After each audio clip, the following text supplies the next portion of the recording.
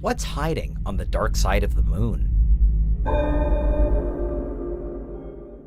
Humans have been staring up at the moon for as long as we've been around, wondering what secrets our sibling in the sky might hold. But for all that time, we've only ever been looking at one side of it, the near side. If the half we can see has proved itself intriguing and mysterious, wait until you hear about the one we can't. This is Unveiled, and today we're answering the extraordinary question, what's hiding on the dark side of the moon? Are you a fiend for facts? Are you constantly curious? Then why not subscribe to Unveiled for more clips like this one, and ring the bell for more fascinating content. It's actually incorrect to call the dark side of the dark side of the moon, which any astronomer worth their salt will point out. The misnomer has led many folk to believe that the other side of the moon is constantly shrouded in darkness, always facing away from the sun, but that's just not true. In actuality, the moon has its own day and night cycle, and both sides get the same amount of light from the sun. The far side is only dark in the sense of unseen and unknown. The reason that the moon has a far side and a near side is that it's tidally locked to the Earth, meaning that it rotates on its own axis at the same speed that it orbits the Earth, leaving one side always facing us. Mind you, the far side isn't quite as elusive as you might think. Because the moon wobbles or oscillates on its axis, a phenomenon called libration, around 18% of the moon's far side can be visible to human eyes depending on which phase it's in. In a literal sense, what you'd find if you went to the far side of the moon is a considerably rougher surface, with more craters and fewer maria. Maria are those large dark patches you can see on the moon's surface, thought to be remnants of vast magma oceans. It was once speculated that the Earth shielded the near side from meteor impacts, but it's now believed that the near side just experienced more volcanic eruptions, creating a smoother surface. This could be in part because the crust of the far side is colder and thicker. The craters on the far side were first photographed in 1959 by the Soviet space probe Luna 3 as it orbited the moon. A year later, the Soviets used this data to publish the first official map of the moon's far side. Then in 1968, humans saw it with their own eyes for the first time during the Apollo 8 mission, which orbited the moon and then returned to Earth.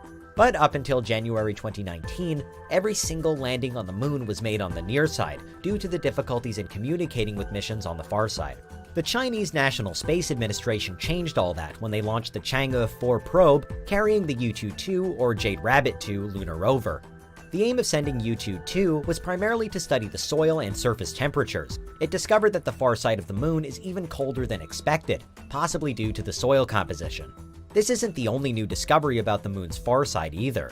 In April 2019, scientists announced the discovery of an enormous mass buried between the South Pole Aitken crater, based on data from NASA's Lunar Reconnaissance Orbiter. The crater is the largest crater we've so far discovered in our solar system, and the mysterious mass is a chunk of metal 5 times the size of the island of Hawaii, buried 186 miles beneath the surface. The researchers have different theories for what it might be. It may be the asteroid that made the crater in the first place, or it could just be oxides on the moon cooling and solidifying. Part of what makes the moon's far side so intriguing is that it's difficult to communicate with the far side from Earth. The Apollo 8 astronauts lost contact with mission control until they emerged from the other side, because the moon itself blocks radio waves. This makes a mission to the far side complicated, but China found a way around it by launching a communication relay satellite, named Chao. This satellite orbits the Earth at exactly the same speed as the moon, using the moon's gravity. It does so in a position that's always within sight of Chang'e 4 and the Earth, allowing it to communicate with both. While this was first suggested in the 1960s, it's taken this long for anybody to actually try it, and so far, it works.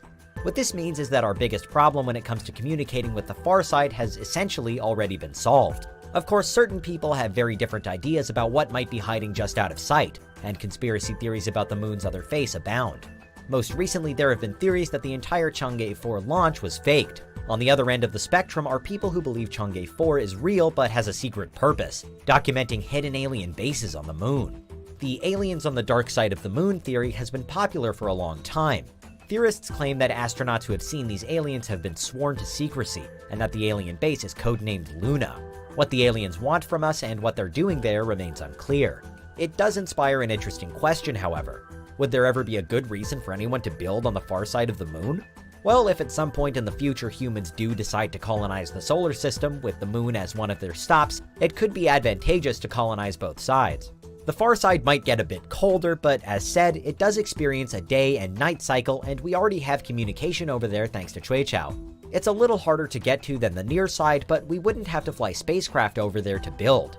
We could just build on the near side and then transport things to the far side by land, using rovers or other lunar vehicles. Another benefit would be for space launches to other parts of the solar system, since the moon has a significantly lower escape velocity than Earth, only 1.5 miles per second compared to Earth's 7 miles per second. This would make a far-side colony ideal for missions to Mars or Venus. Even if colony ideas never come to fruition, the far side of the moon is an ideal location for a radio telescope free from interference from Earth, capable of capturing the best data from elsewhere in space. Though it might just be an enormous expanse of rocks and wasteland, the moon's other face holds lots of opportunities for mankind to build, explore, and discover. And that's what's hiding on the dark side of the moon. What do you think? Is there anything we missed? Let us know in the comments, check out these other clips from Unveiled, and make sure you subscribe and ring the bell for our latest content.